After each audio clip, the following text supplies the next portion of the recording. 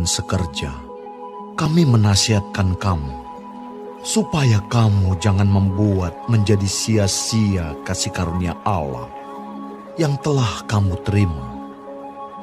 Sebab Allah berfirman, pada waktu aku berkenan, aku akan mendengarkan engkau. Dan pada hari aku menyelamatkan, aku akan menolong engkau. Sesungguhnya, waktu ini adalah waktu perkenanan itu. Sesungguhnya, hari ini adalah hari penyelamatan itu. Dalam hal apapun, kami tidak memberi sebab orang tersandung, supaya pelayanan kami jangan sampai dicela. Sebaliknya, dalam segala hal kami menunjukkan bahwa kami adalah pelayan Allah, yaitu dalam menahan dengan penuh kesabaran dalam penderitaan, kesesakan dan kesukaran, dalam menanggung dera, dalam penjara dan kerusuhan, dalam berjerih payah, dalam berjaga-jaga dan berpuasa, dalam kemurnian hati, pengetahuan, kesabaran, dan kemurahan hati, dalam Roh Kudus dan kasih yang tidak munafik, dalam pemberitaan kebenaran dan kekuasaan Allah, dengan menggunakan senjata-senjata keadilan untuk menyerang ataupun untuk membela, ketika dihormati dan ketika dihina, ketika diumpat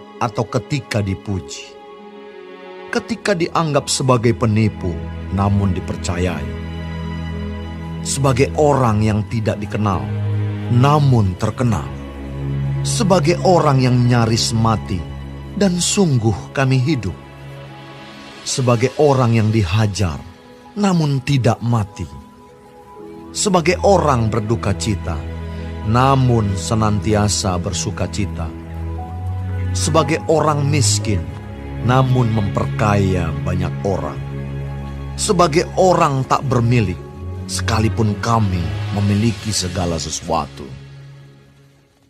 Hai orang Korintus, kami telah berbicara terus terang kepada kamu. Hati kami terbuka lebar-lebar bagi kamu. Dan bagi kamu ada tempat yang luas dalam hati kami. Tetapi bagi kami hanya tersedia tempat yang sempit di dalam hati kamu. Maka sekarang, supaya timbal balik, aku berkata seperti kepada anak-anakku, bukalah hati kamu selebar-lebarnya. Janganlah kamu merupakan pasangan yang tidak seimbang dengan orang-orang yang tak percaya. Sebab persamaan apakah terdapat antara kebenaran dan kedurhakaan? Atau bagaimanakah terang dapat bersatu dengan gelap? Persamaan apakah yang terdapat antara Kristus dan Belial? Apakah bagian bersama orang-orang percaya dengan orang-orang tak percaya? Apakah hubungan bait Allah dengan berhala? Karena kita adalah bait dari Allah yang hidup menurut firman Allah ini.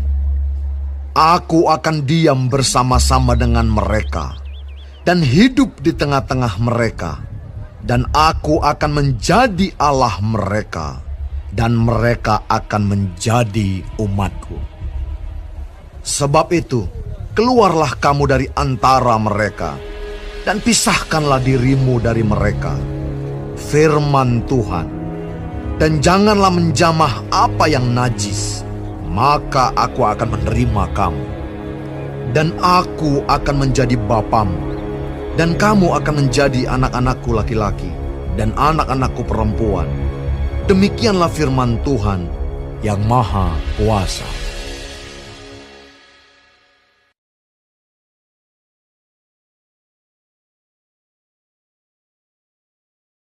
Shalom semua jemaat Tuhan, kembali kita di dalam pendalaman Alkitab Clearsight.